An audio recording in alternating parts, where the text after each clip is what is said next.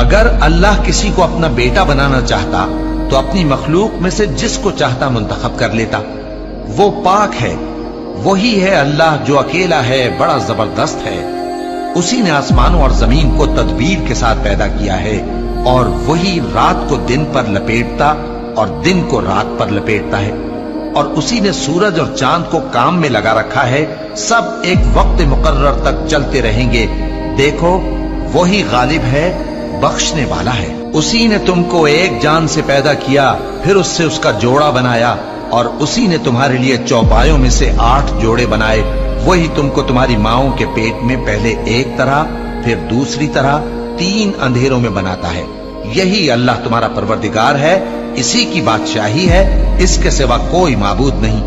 پھر تم کہاں بہہ کے جاتے ہو؟ اگر ناشکری کرو گے تو اللہ تم سے بے نیاز ہے، اور وہ اپنے بندوں سے ناشکری پسند نہیں کرتا، اور اگر شکر کرو گے تو وہ اس کو تمہارے لیے پسند کرتا ہے، اور کوئی بوجھ اٹھانے والا دوسرے کا بوجھ نہیں اٹھائے گا۔